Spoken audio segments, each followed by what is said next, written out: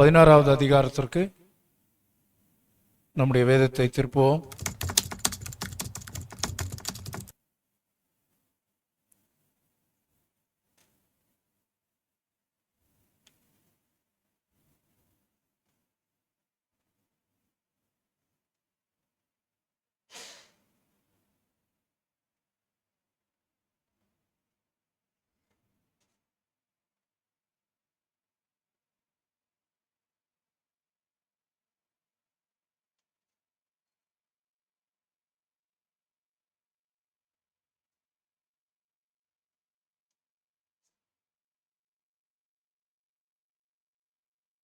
ஒன்பதாவது வசனத்திலிருந்து 40வது வசனம் வரை நாம்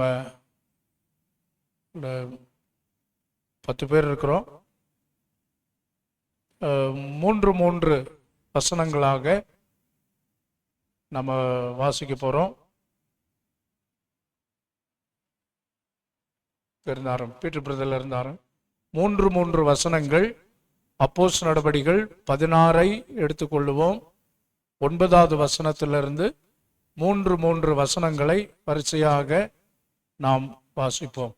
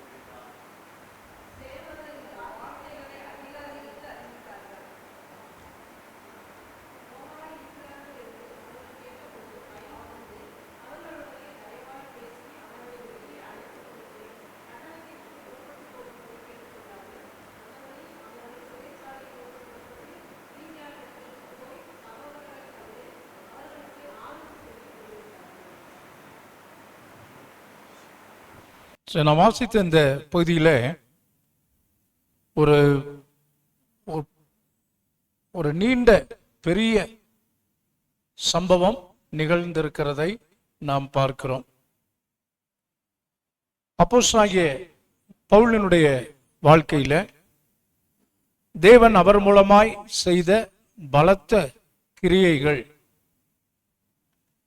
சுவிசேஷம் சொல்லும்படியான ஒரு பாக்கியத்தை கர்த்தர் தெரிந்து கொண்டு அவர்களை தேவன் பயன்படுத்தின விதங்களைத்தான் நாம் இந்த அப்போஸ்தல நடபடிகள் முழுவதுமாக நாம் பார்க்கிறோம். அப்போஸ்தல நடபடிகள் 1ஆம் அதிகாரம் 8வது வசனத்திலே, பரிசுத்த ஆவி உங்களிடத்தில் வரும்போது நீங்கள் பலனடைந்து எருசலேமிலும் யூதேயாவிலும் சமாரியாவிலும் பூமியின் கடைசி பரியந்தம் எனக்கு சாட்சிகளாக இருப்பீர்கள் என்ற வார்த்தையின்படி நடைபெற்ற சம்பவங்கள் தான் இந்த 28 அதிகாரங்களிலேயும் சொல்லப்பட்டிருக்கிறது. அதிலே பிரதானமாக அப்போஸ்தலனாகிய பவுலினுடைய வாழ்க்கையில அவர் எவ்விதமாக கடவுளுடைய ராஜ்யத்திற்கு விரோதமாக இருந்தார், கிறிஸ்தவர்களை துன்பப்படுத்துவராக இருந்த அவரை கர்த்தர் தம்முடைய சுவிசேஷத்தை பிரசித்தம் பண்ணும்படி ஊழியனாக கர்த்தர் தெரிந்து கொண்டு அவர் மூலமாய் நடப்பித்த காரியங்கள் தான் இந்த முழு அப்போஸ்தல நடபடிகளிலேயும் பிரதானமாய் சொல்லப்பட்டிருக்கிறது. அருமையான தேவனுடைய பிள்ளைகளே, இதுல 3 என்று பல விஷயங்களை நாம இந்த வசனங்களிலே, கிட்டத்தட்ட 31 வசனங்களிலே நாம் பார்க்கிறோம். 30 வசனங்கள் என்று எடுத்துக்கொண்டாலும் இதுல 3 அப்படிங்கிற விஷயங்கள் இதுல இருக்கிறது. உதாரணத்திற்கு, கர்த்தருடைய வல்லமை, கர்த்தருடைய ஆவியானவர் சீஷர்களை, குறிப்பாக அப்போஸ்தலனாகிய பவுலை பலப்படுத்தி சுவிசேஷம் அறிவிக்கும்படி 3 வித கூட்ட மக்களை ரட்சிக்கும்படி தேவன் பவுலை இந்த இடத்துல பயன்படுத்துகிறார். பவுலின் மூலமாய் சுவிசேஷம் அறிவிக்கப்பட்டு ரட்சிக்கப்பட்ட 3 வித கூட்டத்தார், அதான் ஃபர்ஸ்ட் 3 இந்த வசனங்களிலே இருக்கிறது. யார் யார் என்றால், முதலாவது யூத மக்கள். சரிங்களா? யூத மக்கள். இரண்டாவது நாம் அங்கே பார்க்கிறோம்,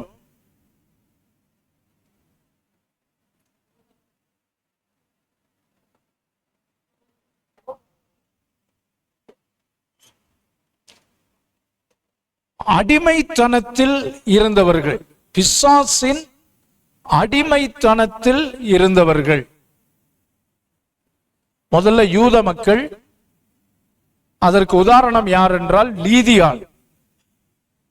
லீதியாளின் உள்ளத்தை கர்த்தர் திறந்த 14வது வசனம். யூத மக்களுக்கு அடையாளமாய் இருந்த லீதியாளின் உள்ளத்தை கர்த்தர் திறந்தார் அல்லவா? அவள் மூலமாய் சுவிசேஷம் அநேகருக்கு அறிவிக்கப்பட்டது.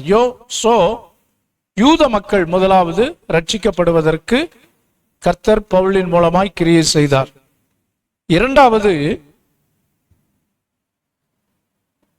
பிசாசின் அடிமைத்தனத்தில் இருந்த நபர்களை கர்த்தர் விடுதலையாக்கும்படி, அவர்களுக்கும் சுவிசேஷம் அறிவிக்கும்படி பவுலை தேவன் பயன்படுத்தினார்.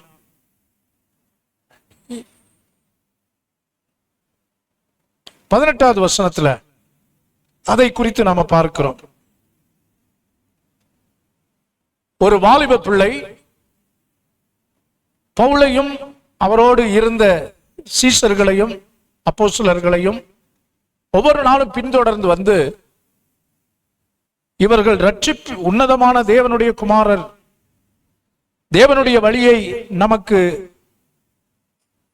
அறிவிக்கிறவர்கள் என்று சத்தமிட்டு கொண்டே இருந்தான். ஆனா பவுலுக்கு அது நல்லா புரிஞ்சு போச்சு. இந்த பெண்மணி இவள் பரிசுத்தாவின் அபிஷேகத்தினாலே நிறைந்து சொல்லவில்லை, மாறாக இவள் என்ன அசுத்த ஆவியினாலே பீடிக்கப்பட்டு சொல்லி உற்று பார்த்து அவளை கடிந்து கொள்ளுகிறார். உடனடியாக அசுத்த ஆவி அவளை விட்டு போய்விடுகிறது. அடிமைத்தனத்திலிருந்து கர்த்தர் அப்படிப்பட்ட ஜனங்களை ரட்சிக்கிறார். பின்னால அது இன்னும் விரிவாக சொல்லப்பட்டிருக்கிறதை பார்க்கிறோம்.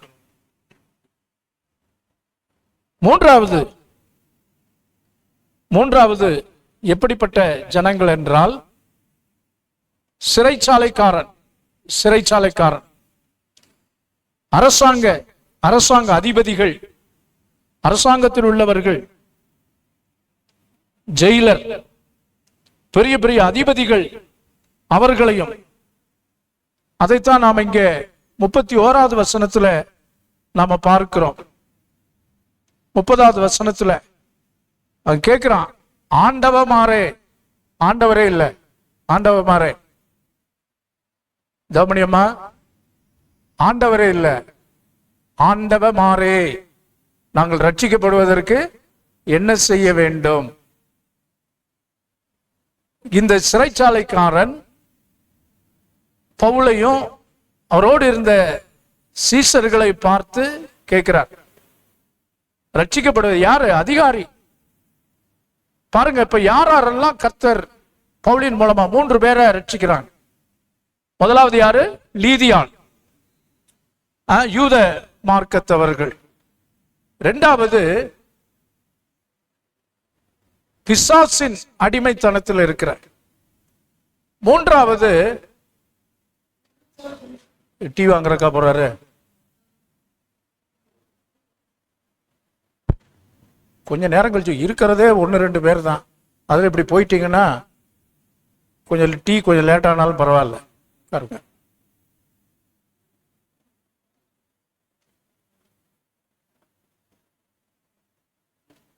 சொல்லிருங்க அவர்கிட்ட, முன்கூட்டியேவும் போய்தான் வாங்கிட்டு வரணுமா? ஒவ்வொரு 3 வித கூட்டத்தார். ஏன்னா இந்த காரியங்கள் நம்ம கற்றுக்கொள்வது நம்முடைய ஊழியத்திற்கு, சரிங்களா? நம்ம ஊழியத்தில் இவைகள் எல்லாம் எப்படி ஆண்டவர் நம்மளை பயன்படுத்துறார் அப்படிங்கிறதுக்காக தான் இதை நம்ம கற்றுக்கொள்ளுகிறோம். முக்கியமானது 3 வித கூட்டத்தார் பவுலின் ஊழியம் மூலமாக. முதலாவது லீதியாள், பெண்மணி, பெண்கள், ஏன்னா அது சார்ந்தது. கொஞ்சம் பண வசதி படைத்தவர்கள். கர்த்தர் அவர்களையும் ரட்சிப்பதற்கு கர்த்தர் போதுமானவராயிருக்கிறார். அடுத்து பிசாசின் அடிமைத்தனம், பிசாசினாலே ஆட்கொள்ளப்பட்டு என்ன செய்யறான்? டெய்லி தேவன் உன்னதமான தேவனுடைய ஊழியர்கள் ரட்சிப்பின் வழியை நமக்கு அறிவிக்கிறவர். பாருங்க, பிசாசு கூட உண்மையை சொல்லுது. பிசாசு என்ன சொல்லுது? உண்மையை பேசுது. அது சொன்ன விஷயம் சரிதானா இல்லையா? தேவனுடைய ஊழியக்காரர்கள் தான், ரட்சிப்பின் வழியை அறிவிக்கிறவர்கள் தான். சொல்றது யாரு? பிசாசு. இன்னைக்கு ஆண்டவருடைய பிள்ளைகள் உண்மை பேசுவது அரிது. பொய்யா சொல்றோம், உண்மை இல்லாதவற்றை சொல்லுகிறோம். ஆனால் இங்கே பாருங்க, உல்டா. பிசாசு உண்மைய அப்படியே கொட்டிக்கிட்டு. இங்கதான் நிறைய ஊழியர்கள் அவர்கள் வழி தவறி விடுகிறார்கள். இந்த பிசாசு பிடிச்ச பொம்பளை என்ன சொல்லுது? உன்னதமான தேவனுடைய ஊழியர்கள், ரட்சிப்பின் வழியை நமக்கு காட்டுகிறவர்கள். பவுல் உடனடியாக அதை ஐடென்டிஃபை பண்ணிட்டார். இது பரிசுத்த ஆவி அபிஷேகத்தில் நிறைஞ்சு அவ சொல்லல, இவ அசுத்தாவி. பெருமையை நம்முடைய உள்ளத்திலே கொண்டு வந்து நம்மை கீழே தள்ளிவிட சத்துருவானவன் ஊழியங்களை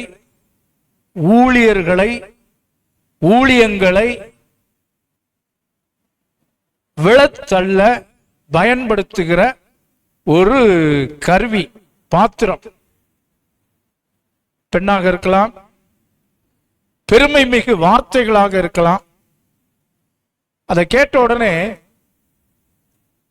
பவுல் மயங்கி விடவில்லை. என்னை பத்தி நல்லா சொல்லு, இன்னும் 2 பேருக்கு சொல்லு அப்படின்னு பெருமையை அவர் தான் எடுத்துக்கொள்ளவில்லை. மாறாக ஊழியர்களாகிய நீங்களும் நானும், தேவனுடைய பணி செய்கிற எல்லாருமே நாம ஒன்றை நன்றாய் அறிந்து கொள்ள வேண்டும். அதாவது கொஞ்சம் ஓவரா ஒரு பிஹேவியர் நடக்குது என்றால் நிச்சயமாக அதுல என்ன இருக்கிறது? பிசாசினுடைய கிரியை இருக்கிறது என்பதை அறிந்து கொள்ள வேண்டும். பாருங்க, கொஞ்சம் ஓவர் ரியாக்ஷன், ஓவரா ரொம்ப அப்ரிஷியேட் பண்றது, ஓவரா கொஞ்சம் அளவுக்கு மீறி போகும்போது, முதல் தடவை சொல்ற போதே பவுல் கடிந்து கொள்ளவில்லை இல்லைங்களா? டெய்லி அப்படி பண்ணியிருக்கிறான் அந்த பொம்பளை, டெய்லி. அப்பதான் அவனுக்கு டவுட் ஆயிடுச்சு. உண்மையான ஒரு பெண்ணா இருந்தால் அவள் ஆவில நிறைஞ்சு அப்படி செய்வாளானால், ஒரு நாள் சொல்லிட்டு அவ கர்த்தருடைய வார்த்தைக்கு முக்கியம். ஆனா பவுலுக்கு பாருங்க, அந்த மொசை பிடிக்கிற நாய்க்கு மூஞ்ச பார்த்தா தெரியும், ஐடென்டிஃபை பண்ணிடலாம். உள்ளத்துல ஆண்டவர் வெளிப்படுத்துவார், ஆண்டவர் உணர்த்துவார், ஆண்டவர் பேசுவார். உங்களுடைய மனசுல என்ன இருக்கிறது, நீங்கள் எந்த எண்ணத்தோடு கேட்கிறீர்கள் என்கிறதை கர்த்தருடைய ஆவியானவர் ஒரு உண்மையுள்ள ஊழியக்காரனுக்கு ஆண்டவர் வெளிப்படுத்துவார். சோ பவுல் பரவாயில்ல, இனிய ரொம்ப அப்ரிஷியேட் பண்ற அப்படின்னு.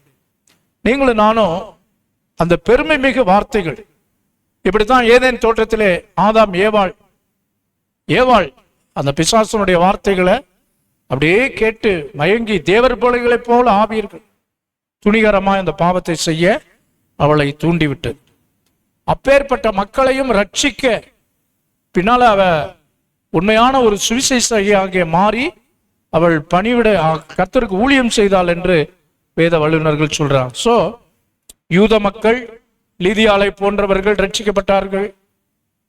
அடுத்து பிசாசின் ஆதிக்கத்தில் இருந்த மக்கள் ரட்சிக்கப்பட்டார்கள். மூன்றாவது அரசாங்கம், ஜெயிலர், சிறைச்சாலைக்காரன் ரட்சிக்கப்படுகிறான். சிறைச்சாலை அந்த சம்பவங்கள் எல்லாம் பார்க்கும். நடுராத்திரியிலே ஞானசானம் பெற்ற ஒரே மனுஷன் இவன் தான்.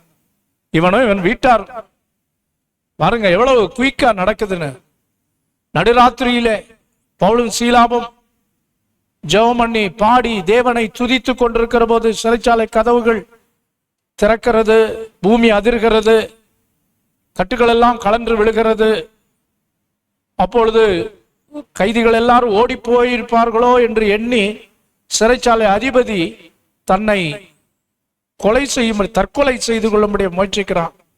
பவுலும் சீலாமும் மற்றவர்களும், உனக்கு கெடுதி ஒன்றும் செய்யாதே, நாங்கள் எல்லாரும் இங்கேதான் இருக்கிறோம்.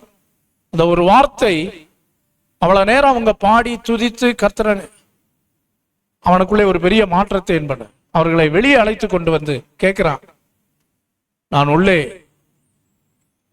நாங்கள் ரட்சிக்கப்படுவதற்கு என்ன செய்ய வேண்டும்? இவ்வளவு நாள் கைதிகளாக போட்டு அடிச்சு துன்பப்படுத்தி அப்படி பட்டுக்கிட்டு இருந்தவன் இப்ப சொல்றான், ஆண்டவமாரே நாங்கள் ரட்சிக்கப்படுவதற்கு என்ன செய்யும்? கர்த்தராகிய இயேசு கிறிஸ்துவை விசுவாசி, அப்பொழுது நீயும் வீட்டார் எல்லாரும் ரட்சிக்கப்படுகிற அந்த வார்த்தையின்படி உடனடியாக ஏற்றுக்கொண்டு உடனடியாக இவர்களுடைய காயங்களை கழுவுகிறான். வீட்டுக்கு போறாங்க. ராத்திரியில ஞானஸ்நானம் அங்கே எடுக்கிறார்கள். 3 விதமான மக்களை பவுல் மூலமாய் ஆண்டவர் சந்திக்கிறார். ஒன்று யூத மக்கள், லீதியாளை போன்றவர்கள். 2வது அடிமைத்தனத்தின் ஆதிக்கத்தில் இருக்கிற மக்கள், பிசாசின் பிடியில் இருக்கிற மக்கள். 3வது ஜெயிலரை போன்ற அரசாங்கத்தில் வேலை செய்கிறது. அருமையானவர்களே, உங்களை கொண்டு என்னை கொண்டும் கர்த்தர் இந்த நாட்களிலே செய்கிற ஊழியங்கள், சபையிலும் சபைக்கு வெளியிலேயும் இந்த 3 வித கூட்டத்தை ரட்சிக்கும்படி கர்த்தர் நம்மை குறித்து திட்டம் வைத்திருக்கிறார். அல்லேலூயா, அல்லேலூயா. யூத மக்கள், இன்றைக்கு யூத மக்களை நம்ம போய் சந்திக்க போவதில்லை. ஆனால் யாரை சந்திக்க போகிறோம்? எந்த ஜாதி மக்கள், எந்த இன மக்களை சந்திக்க போகிறோம்? இந்துக்கள் இல்லைங்களா? ஹிந்துஸ் அப்படிங்களா? அவங்க தானே மெஜாரிட்டியா இருக்கிறாங்க. என்ன religious people, Hindu religious people.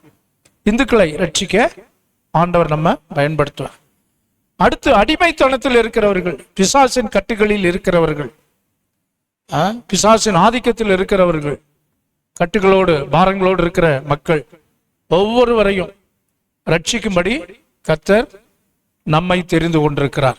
பிசாசின் ஆதிக்கத்தில் இருக்கிற மக்கள், அவர்களை இனம் கண்டு கொள்ளுகிற மக்கள். கர்த்தருக்கு சித்தமானால் இந்த ஆண்டுல வட இந்தியாவிற்கு நாம ஒரு குழுவாக 5 பேர் 6 பேர் அப்படி ஒரு டீமா நம்ம போவதற்கான பிளானிங். நம்ம அதற்கு முன் அடையாளமாகத்தான் சக்கிமங்கலத்தில் நமக்கு ஒரு நற்செய்தி கூட்டம் நடைபெற இருக்கிறது இந்த மாதத்தில் கடைசி சனிக்கிழமை. ஆகவே இவைகளெல்லாம் நாம பயிற்சி செய்ய தேவன் உதவி செய்வாராக. 3வது அரசாங்க அதிகாரிகள், அரசு அலுவலகங்களில் வேலை செய்கிறவர்கள், சரிங்களா? முன்னாள் இராணுவத்தினர், சந்திரமூர்த்தி, இது போன்ற அரசாங்கத்தில் வேலை செய்கிறோம். போலீஸ்காரர் கண்ணன், கர்த்தர் அவர்களை எல்லாம் ஆண்டவர் தற்ப கொண்டு வந்திருக்கிறார். இவர்கள் மூலமாக அரசு அதிகாரிகள், கவர்மெண்ட் ஜாப்ல இருக்கிறவங்க, டீச்சர்ஸா இருக்கிறவங்க, பெரிய படித்தவர்கள், படியாதவர்கள், நாம எந்த பாரபட்சமும் பார்க்கிறது இல்லை. கர்த்தர் எல்லாரையும் ரட்சிக்க அவர் போதுமானவர். அந்த 3 விதமான கூட்டத்தையும் பவுலின் மூலமாக சந்தித்த ஆண்டவர் நம்மை கொண்டும் சந்திக்க அவர் போதுமானவராக இருக்கிறார். சரி, அடுத்து நாம பார்க்கிற இன்னொரு 3 என்னன்னு சொன்னா, இந்த சம்பவத்தில் பிரதானமாய் சொல்லப்பட்டிருக்கிற ஒரு காரியம், 3 காரியங்கள் திறந்தது. 3 காரியம் திறந்தது. என்னென்ன காரியங்கள் அப்படின்னா, முதலாவதாக லீதியாளின் உள்ளத்தை கர்த்தர் திறந்தார். உள்ளங்கள் திறக்கப்படும். உங்களுடைய ஊழியத்தின் மூலமாக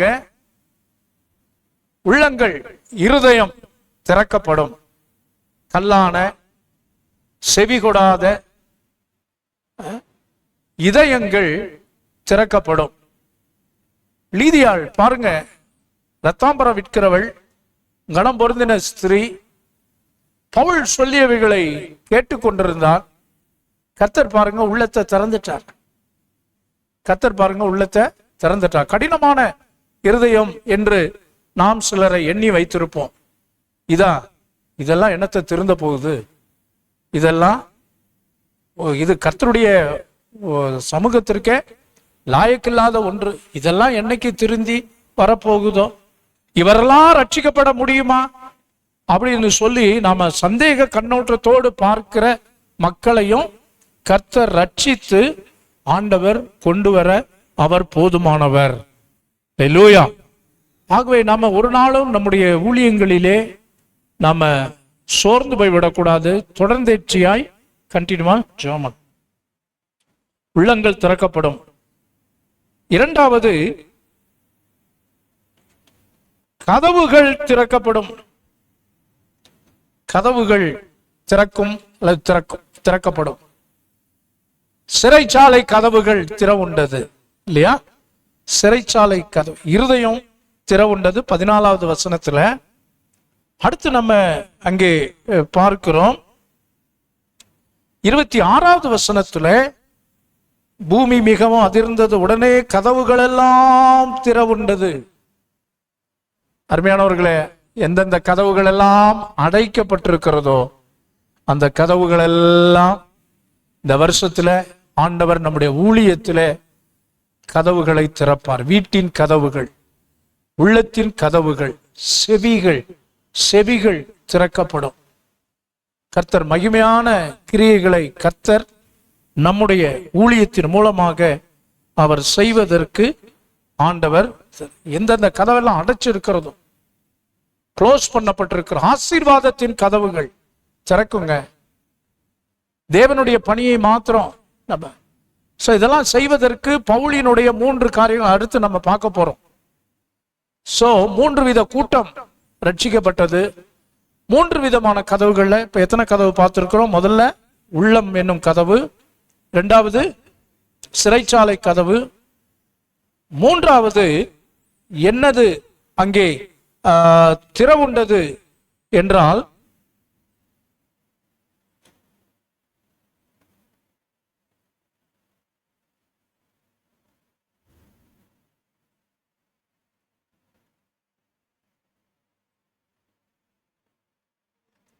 இருதயம், சிறைச்சாலை கதவுகள். அடுத்து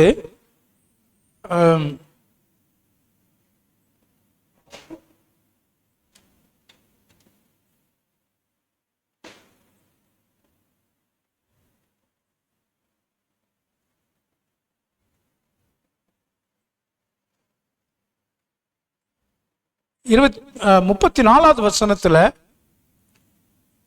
வீட்டின் கதவுகள், சிறைச்சாலை கதவுகள், வீட்டின் கதவுகள், உள்ளம், சிறைச்சாலை கதவு, வீட்டின் கதவுகள். 34வது வசனத்துல சிறைச்சாலைக்காரன் தன் வீட்டிலே அவர்களை ஏற்றுக்கொண்டு போய் அவர்களை அங்க பராமரிக்கிறான். ஞானஸ்நானம் எடுக்கிறார்கள்.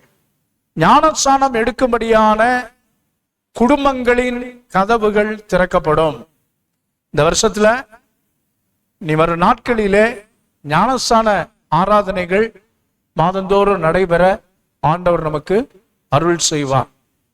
நம்முடைய ஊழியத்தின் மூலமாக, நம்முடைய ஊழியம் மட்டும் பவுல் செய்த அந்த மெத்தடாலஜி படி இருக்கும் என்றால் நிச்சயமாக நம்முடைய வாழ்க்கையில ஊழியங்கள் இப்போ 3 விதமான கதவு, உள்ளமாகிய கதவு, சிறைச்சாலை கதவு, வீட்டின் கதவுகள். வீட்டின் கதவு எதுக்கு திறக்கப்படுகிறது என்றால் ஞானஸ்நானம் பெறுவதற்கு. சரிங்களா? சரி, அடுத்து இன்னொரு 3 காரியங்கள். இங்கிலீஷ்ல எப்படி சொல்லுவாங்க? எம்பரரிசம், டீமனிசம், ஜூடாயிசம். இந்த 3 மார்க்கத்தை சேர்ந்த வழியை பின்பற்றுகிற மக்களும் ரட்சிக்கப்பட்டார்கள்.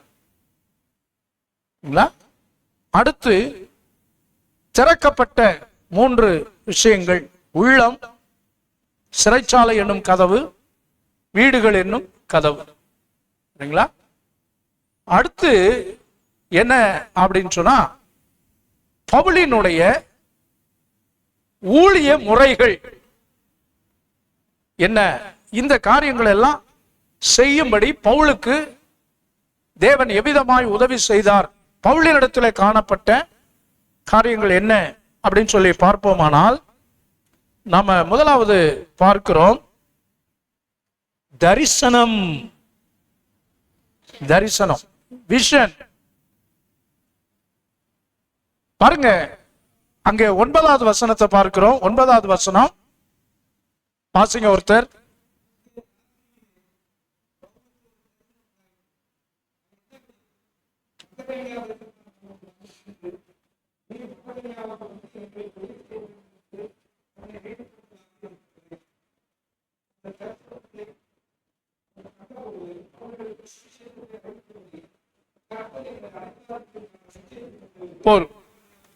முதலாவது இப்ப இந்த இத்தனை பார்த்தோம் இல்லையா, ஊழியங்கள், மகிமையான காரியங்கள், இவைகளுக்கெல்லாம் ஆரம்பம், இனிஷியல் ஃபர்ஸ்ட் ஸ்டெப் என்னன்னா, நீங்களும் நானும் தரிசனம் உடையவர்களாக இருக்கணும். தரிசனம் இல்லாத இடத்தில் ஜனங்கள் சீர்கெட்டு போவாங்க. தரிசனம், we need to have a vision. இதாங்க நம்ம தரிசனம். நம்ம எங்க போறோம், நம்ம என்ன செய்யறோம், என்ன பண்ண போறோம். தரிசனம் என்பது என்ன? தேவன் நம்மை குறித்து என்ன வைத்திருக்கிறார் என்பதை அறிந்து அதற்கு நேராக நாம் செயல்படுவது.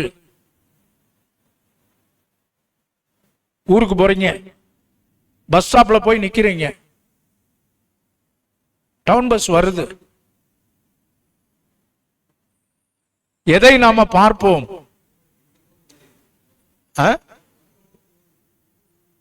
எந்த ஊருக்கு அந்த பஸ் போகிறது? ஷேர் ஆட்டோ இதுல எல்லாம் என்ன போடாயா இருக்கு, அவன் கூவிக்கிட்டே வருவான். இந்த பகுதியில் போறான், கோரிப்பாளையம் கோரிப்பாளையம் கோரிப்பாளையம், அல்லது இந்த பக்கம் தெப்பக்குளம் தெப்பக்குளம் தெப்பக்குளம், சத்தம், இந்த போர்டு.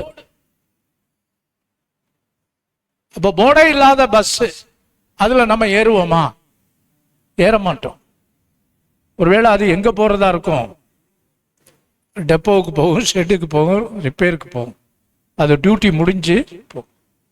தரிசனம், நான் எங்கே போறோம், என்ன செய்யறோம்? வார வாரம் சர்ச்சுக்கு வர்றமே, ஏன்? நம்முடைய பீயிங், நம்ம எதற்காக உயிர் வாழ்கிறோம், எத்தனை ஆண்டுகள் என்பது முக்கியம் அல்ல. நமக்கு ஒரு தரிசனம், தரிசனம் உடைய பவுல்.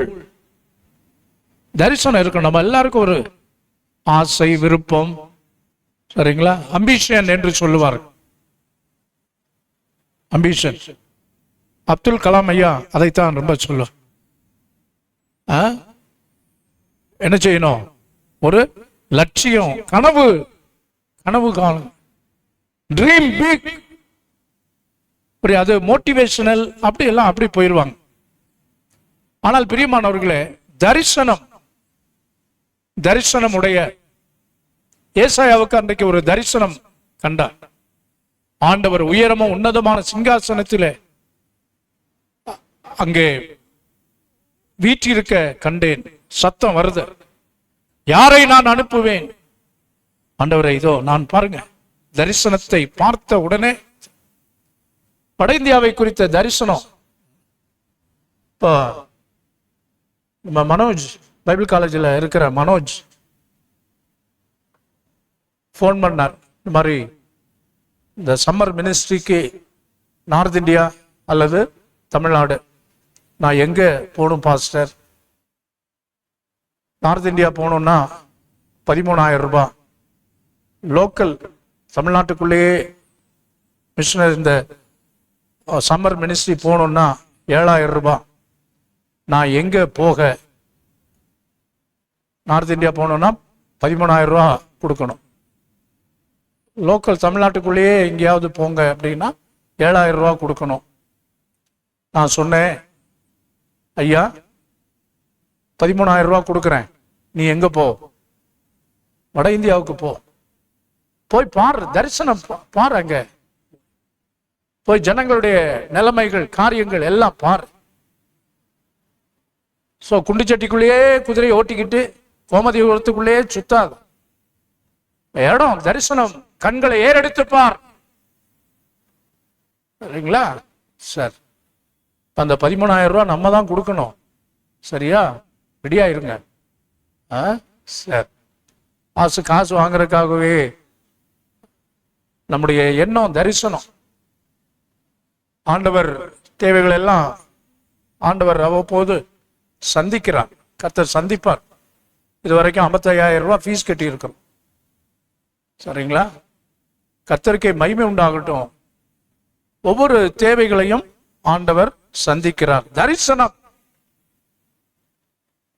அங்கெல்லாம் போக வேண்டாமியா, செலவியா, பேசாம வந்து வீட்டில் உட்காரியா அப்படிங்கிறது அல்ல. கர்த்தர் அதற்காக நம்மை ரட்சிக்கவில்லை. தரிசனம், பரம தரிசனம். பவுல் சொல்லுகிறான், அந்த தரிசனத்திற்கு நான் கீழ்ப்படியாமல் இல்லை. ஆண்டவரே, நான் என்ன செய்ய சித்தமாய் இருக்கிறேன். அதான் doing the will of God. Starts from our vision. ஒரு தரிசனம் உடைய மக்களா இருக்கும். இரண்டாவது, பவுலினுடைய சக்சஸ், வெற்றிக்கு காரணம் என்னன்னு சொன்னா ஜெபம், பிரேயர் லைஃப். எங்க இதுல சம்பவத்துல ஜெயில போட்டாங்க. கைகளையும் கால்களையும் மரத்துல, கழுமரத்துல கட்டி, அது எப்படின்னா அங்க அந்த பிக்சர் போடுறாங்க, நடுவுல மரம்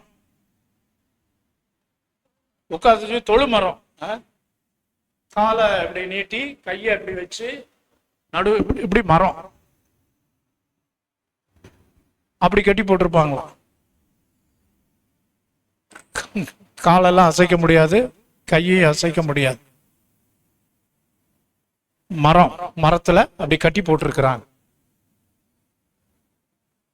பவுலையும் சீலாவையும் நடுராத்திரியிலே பவுலும் சீலாவும் ஜெபம் பண்ணி தேவனை துதித்து பாடினார்கள். ஜெபத்துல என்னென்னலாம் அடங்கி இருக்கு பாருங்க. ஜெபம் பண்ணி தேவனை துதித்து பாடினார்கள். Praise and worship are singing. காவலில் வைக்கப்பட்டவர்கள் அதை கேட்டுக்கொண்டிருந்தார்கள். ஆடிபிள். நமக்கு இவ்வளவு வசதி இருந்து ஜெபம், பாட்டு, துதி அப்படின்னா சத்தம் வரமாட்டேங்குது. சத்தமா ஜெபம் பண்ணுங்க, கரங்களை உயர்த்தி ஜெபம் பண்ணுங்க, வாய்களை திறந்து பாடுங்க. இப்படி அப்படி சொல்ல வேண்டியதா இருக்கிறது. இவங்க பாருங்க எவ்வளவு நெகட்டிவான காரியங்கள். நடுராத்திரி ஜெயில இருக்கிறாங்க, அடி பின்னி இருக்கிறாங்க, கையையும் காலையும் கட்டி போட்டிருக்கிறாங்க. இந்த விலங்கு போட்டு கைதிகளை கூட்டிட்டு போவாங்க பாத்தீங்களா? எதுக்கு விலங்கு போடுறாங்க?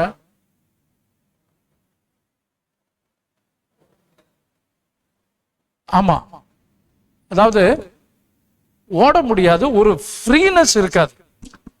ஏதோ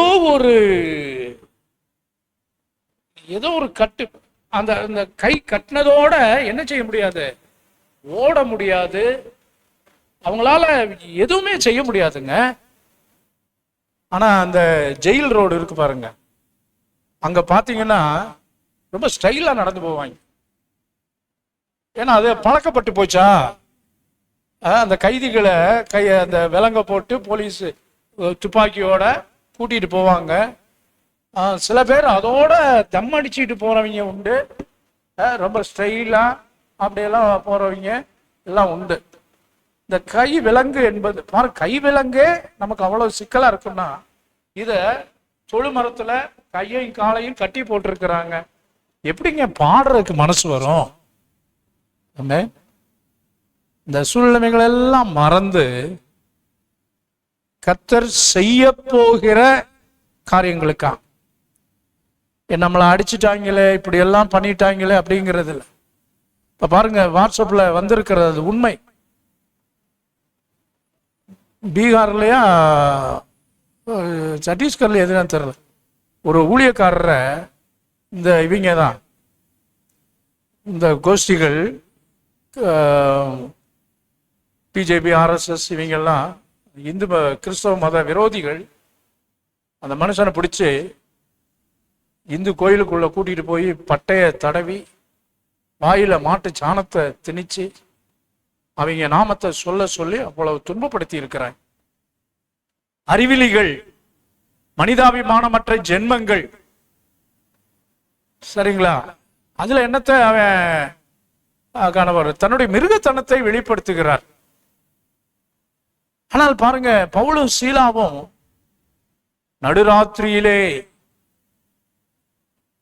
நடுராத்திரி ஜபம் பண்ண. இந்த நடுராத்திரி ஜபம் என்பது ரொம்ப அதிகாலை ஜபம் முக்கியமானது. எந்த ஜபமும் முக்கியமானது. அதுல இந்த நடுராத்திரி ஜபம் கதவுகள் திறக்குங்க. உள்ள கதவுகள் திறக்கும். திறக்கப்படாத நீண்ட நாட்களான கேட்கப்படாத ஜபங்கள் கேட்கும். உங்களுடைய குடும்பத்துல இந்த மாசத்துல இந்த 40 நாள் ஜபம் வர்ற நாட்களை நமக்கு ஆரம்பிக்க போகுது. அதுல நடுராத்திரிங்கிற போது சர்ச்சில் வந்தல்ல, உங்களுடைய வீடுகளில். சரிங்களா? நடுராத்திரி ஜபம் 12ல இருந்து 1 மணி வரைக்கும், அல்லது 1ல இருந்து 2 மணி வரைக்கும். நடுராத்திரியிலே 2 மணின்னு சொல்றாங்க. அந்த நடுராத்திரி அவங்க அந்த 4ஆம் ஜாமத்திலே தான் இயேசு கடந்து வந்து அங்கே அற்புதம் எல்லாம் செய்கிறார். இந்த ஜபம் மிகவும் வல்லமையானதுங்க. இந்த 40 நாட்கள் ஜபத்துல வர்ற நாட்கள்ல நம்ம அதை ஃபாலோ பண்ண போறோம். உங்களுடைய தேவைகள், குறிப்பிட்ட காரியம், திருமணமோ அல்லது வேலை வாய்ப்போ அல்லது எந்த ஒரு காரியமோ, உங்களுடைய ஊழியத்தில் அடுத்த கட்ட லெவலுக்கு போக வேண்டியதோ என்ன செய்யுங்க? அந்த நடுராத்திரி அந்த நேரத்துல 1 மணி நேரமோ கர்த்தர் உங்களை ஏவுகிறபடி ஜபம் செய்யுங்க. கர்த்தருக்கு மகிமை உண்டாகும். ஆண்டவர் அற்புதம் செய்ய. ஜபம் ஊழியர்களுடைய வாழ்க்கையில, ஊழியர்கள்லாம் ஏதோ முழு நேர ஊழியர்கள் மட்டும் இல்லைங்க, நம்ம ஒவ்வொருவருமே ஊழியர்கள். கர்த்தர் நம்மளை நம்பி கொடுத்திருக்கிற ஆத்துமாக்களுக்காக ஜபம். முதல்ல என்ன பார்த்தோம்? தரிசனம். 2வது ஜபம். 3வது என்ன தெரியுமா? சாக்ரிஃபைஸ், தியாகம். ஊழியத்துல தியாகம் இல்லாம நம்ம எதையும் சாதிக்க முடியாதுங்க. தியாகம், அர்ப்பணிப்பு, சாக்ரிஃபைஸ், தியாகம் பண்ணணும். கொடுக்கிற விஷயம் மட்டும் இல்லைங்க, நம்முடைய நேரம், நம்முடைய வியர்வை, கூடுமானால் நம்முடைய ரத்தம் சிந்தப்படணும். நான் சொன்னேன் இல்லையா, அந்த ஒரு ஊழியக்காரர் பாருங்க, நிந்தை, அவமானம் அப்படியெல்லாம் செலுத்துவதற்கு கிரயம் செலுத்தணும். ஏன்னா வெறுங்கையில முளம் போடுறதுன்னு சொல்லுவாங்க. எந்த பாதிப்பும் வரக்கூடாது. ஆனா கர்த்தரை ஆராதிக்கணும். இல்ல இல்ல அப்படி இல்ல, பாதிப்பு வரணும். ஆராதிக்கிறது அப்படியே ஸ்டாச்சு மாதிரி நின்று 2-3 பேர் இருக்கிறாங்க, திருமணமான ஆண்கள், அப்படியே கற்சலை ஆட்டம், மரணம் வரைக்கும் அப்படியே தான் இருக்க வேண்டியதுதான். சில பேர் வந்து சில மாதிரி நின்றுட்டு சில மாதிரி போனது. கரெக்டா செய்தி நேரத்தில், மற்ற நேரத்தில் கை குழந்தைகளை சாக்காக வைத்து அப்படியே வெளியே போய் நின்று கேட்க. அருமையான பிள்ளைகளை அப்படி பழக்காதீங்க. அது பிள்ளைகளுக்கு அது அப்படியே பிள்ளையானவனை நடத்த வேண்டிய வழியிலே நடத்து. கர்த்தருடைய வார்த்தையை கேட்க பிள்ளைகள் அழுவும். கொஞ்சம் அதுக்கு சிரமமா தான் இருக்கும், கை குழந்தைகள். ஆனா அதிலேயே வளர்க்கப்படாவிட்டால் நம்ம இப்ப பாருங்க, இப்ப சில தாய்மார்கள் அது அப்படியே லாந்திக்கிட்டு இருப்பாங்க. அப்படியே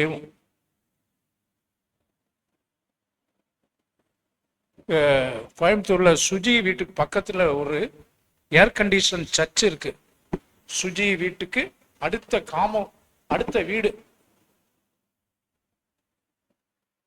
அங்க ஒரு பிள்ளை அழுதுச்சுன்னா அந்த பாசி எப்படி திட்டுவாராம், குழந்தையை திட்டு வெளியே போ, அழுகை நிப்பாட்டுற வரைக்கும் உள்ள வராத அப்படின்வாங்க. சில நேரத்தில் அது கடினமாக தோன்றினாலும் சபை அப்படிப்பட்ட அந்த கட்டுப்பாடுகள் எல்லாம். அருமையான தேவனுடைய பிள்ளைகளே, தியாகம், ஊழியத்தில் வெற்றி ஏதோ பழம் நழுவி பால்ல விழுந்தது போல அல்ல. அது சாக்ரிஃபைஸ், பலிகள். பாருங்க, திங்கட்கிழமை மாலையில ஒரு திருமணம் நடந்தது. நம்ம இந்த மிஷனரியினுடைய மகள் திருமணம் டிசம்பர் 12 என்கேஜ்மெண்ட் நடந்தது இல்லையா இங்க.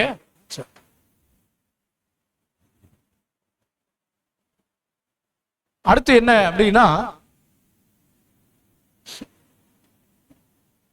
14வது வசனம்,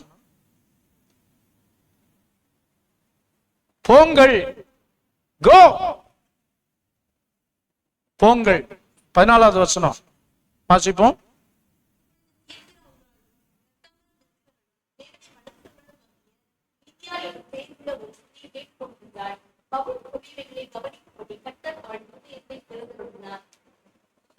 பத்தாவது வசனம், சாரி 10வது வசனம்.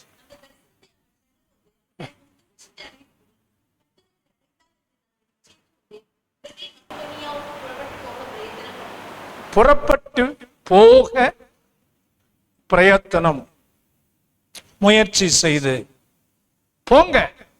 உட்கார்ந்து இருக்கிற இடத்திலே உட்கார்ந்து இருக்காதீங்க. ஊழியத்திற்கு போங்கள். பக்கத்தில் உங்களை பார்த்து சொல்லுங்கள், ஊழியத்துக்கு போங்க. நான் போவேன், முதல்ல நீ போ. எல்லாரும் போகணும். கோ. கிதியோனை பார்த்து, உனக்கு இருக்கிற இந்த பலத்தோட போ, உன்னை அனுப்புகிறவர் நான் அல்லவா, முதல்ல போகணும். இரண்டாவது, தங்கி இருக்கணும். தங்கி இருக்கணும்.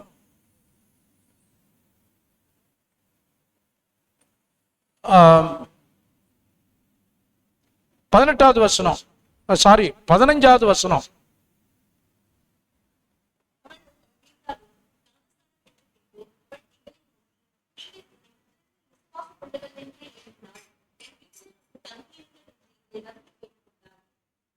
பாருங்க, தங்கி இருக்கணும்னா நம்ம போய் சுவிசேஷம் சொல்ற இடத்துல போய் 2 நாள் 3 நாள் தங்கி இருங்க, டேரா போட்டுருங்க அப்படிங்கிற அர்த்தம் அல்ல. அவங்களோட இப்போ வட இந்தியாவுக்கெல்லாம் போறோம், 10 நாள், 1 வாரம், 5 நாள், 2 வாரம் அப்படியெல்லாம் தங்குறோம். ஒவ்வொரு இடங்கள்லையும் தங்குறோம். அது நம்ம செய்யலாம். இப்போ லோக்கல்ல இப்போ சக்கிமங்கலம் போறோம், அப்ப என்ன பாஸ், அப்ப நைட்டு அங்கேயே தங்கலாம் அப்படின்னா இல்ல. அதாவது ரெகுலர் ஃபாலோ. ஒரு வியாதியஸ்தரை பார்த்து ஜெபம் பண்றோம். சாரா அவங்களாம் ஆஸ்பத்திரி ஊழியங்களுக்கு போவாங்க, அங்க போய் பார்த்து வியாதியஸ்தர்களை பார்த்து ஜெபம் பண்றோம். ஸோ அவங்களோட தொடர்பு கொண்டு அவங்கள ஃபாலோ, அவங்களோட தொடர்பு கொண்டு கோயிலுக்கு போறீங்களா, உங்களுக்கு இங்கே வர முடியாதனால உங்களுக்கு அருகாமையில் இருக்கிற நல்ல ஒரு ஆவிக்குரிய சபைக்கு போங்க, பைபிள் வாசிங்க, ஜெபம் பண்ணுங்க. இந்த பக்கத்துக்கு வந்தீங்கன்னா எங்களோட வாங்க. இப்படி எல்லாம் அவங்களோட ஒரு நேரடியானது. முதல்ல போகணும். ரெண்டாவது, அவங்களோட stay in tune with R stay connected, அவங்களோட ஒரு தொடர்பு இருக்க வேண்டும். இவர் நம்பர் வாங்கினீங்களா? அந்த 2 நாளைக்கு முன்னால ஆட்டோக்காரர் வாங்கியிருக்கிறீங்க இல்லையா? சரி சரி, சாமுவேல் இல்ல? சரி, இன்னொருத்தர் யார் நம்பரையோ நான் அவரும் வாங்கிட்டேன். சரி. ஸோ எதற்கு சொல்லுகிறேன் என்றால், ஒரு தொடர்பு நமக்கு அவங்களோட இருக்கணும். தகவல் அனுப்ப, அவங்களோட ஃபாலோ பண்ண. ஏதோ ஒரு நாள் வந்துட்டு போயிட்டாங்க, அதோடு தொடர்பை விட்டு போகிறது அப்படி அல்ல. அவர்களோடு தொடர்பு கொள்ள ஆண்டவர் கிருபை செய்வாராக. அதான் தங்கி இருக்கிறது அடையாளம். மூன்றாவது,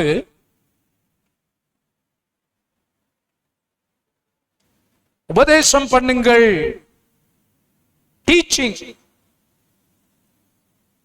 போங்கள், தங்கி இருங்கள், stay are connected with them and உபதேசி. அவங்களுக்கு போதிக்கணும், கற்றுக் கொடுக்கணும், என்னென்னலாம் செய்யணும். சுவிசேஷம் சொல்லி ஆண்டவருடைய வார்த்தையை அவர்கள் ஏற்றுக்கொண்டு வசனத்தை போதித்தார்கள். எத்தனாவது வசனம்? 32வது வசனம். அவனுக்கும் அவன் வீட்டில் இருந்த யாவருக்கும் கர்த்தருடைய வசனத்தை போதித்தார்கள். நம்ம பர்பஸ் அதுதான். டீ ஸ்நாக்ஸ் சாப்பிட்டுட்டு வந்துடுறது அல்ல. கர்த்தருடைய வசனத்தை போதிக்கணும், ஆண்டோடைய வார்த்தையை சொல்லணும், கர்த்தர் நமக்கு என்ன நன்மை செய்திருக்கிறார் சொல்லணும். அதனாலதான் சொன்ன இந்த சக்கிமங்கலத்துல சாட்சி சொல்ல நம்ம வாய்ப்பு கொடுக்கிறோம். தெய்வீக சுகம், ஆண்டவர் குடும்பத்துல அந்தகார இருளிலிருந்து எப்படி ரட்சிக்கிறார், கர்த்தர் எப்படி தெய்வீக சுகம் கொடுக்கிறார் அப்படிங்கிறதெல்லாம் அவங்களுக்கு போதிக்கணும். சரிங்களா? சரி, இந்த 3 காரியங்களையும் செய்யும் போது ஆண்டவர் அற்புதம் செய்வார். கர்த்தருக்கு மகிமை உண்டாகட்டும். சோ இனி வரும் நாட்களில் தேவன் நம்மை குறித்து வைத்திருக்கிற ஊழியங்கள், ஆண்டவருடைய வார்த்தை நம்மோடு இருக்கும், அது தொடர்ந்து நமக்கு அற்புதமான காரியங்களை செய்யும். ஜெபம் பண்ணுவோம். கண்களை மூடி. மாலை நேரத்தில் நாம் கொஞ்சம் பேரா வந்திருந்தாலும் கர்த்தருடைய ஆவியானவர் அநேகம் பேரை கொண்டாகிலும் கொஞ்சம் பேரை கொண்டாகிலும் அவர் ரட்சிப்பது அவருக்கு லேசான காரியம். கிருபை இரக்கம் நிறைந்த அன்பின் ஆண்டவரே, ஆசீர்வதிக்கப்பட்ட இந்த மாலை நேரத்திற்காக நன்றி.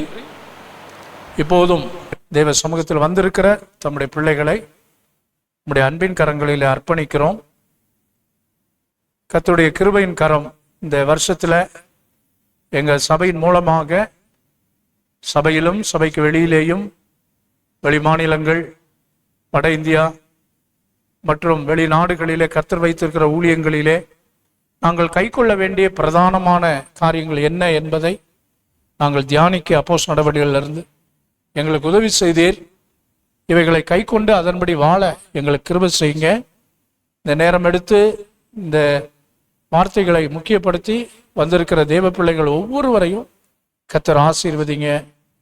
வாலிபர்கள், தாய்மார்கள், சகோதரர்கள், ஆண்டவரே அவருடைய வேலை மற்ற காரியங்களை எல்லாம் ஒதுக்கி இந்த சமூகத்தை நாடி தேடி வந்திருக்கிறாங்க. தேவக்கரம் அவர்களோடு இருக்கட்டும், நாம மகிமைப்படட்டும். ஒரு நாட்களில் நடக்கிற உபவாச ஜபங்கள், கர்த்தாவே ஊழியங்கள், சிறு சிறு கூட்டங்கள் எல்லாம் ஆசீர்வதிக்கப்படட்டும், நாம மகிமைப்படட்டும். கணம் துதி மகிமை ஏற்றுக்கொள்ளும் கர்த்தராகிய இயேசுவின் நாமத்தில் பிதாவே, ஆமென். என் ஆத்துமாவே கர்த்தரை ஸ்தோத்திரி.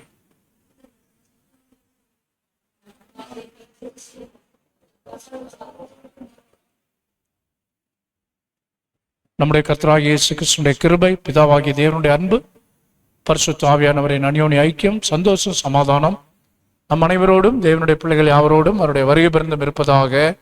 ஆமேன், ஆமேன். கர்த்தர் உன்னை ஆசீர்வதித்து காக்க கடவர். கர்த்தர் தம்முடைய முகத்தை உன்மேல் பிரசன்னமாக்கி உனக்கு உண்மையில் கிருபையாயிருக்க கடவர். கர்த்தர் தமது முகத்தை உன்மேல் பிரகாசப்படுத்தி உனக்கு சமாதானம் கட்டளையிட கடவர் என்பதே. ஆமேன், ஆமேன்.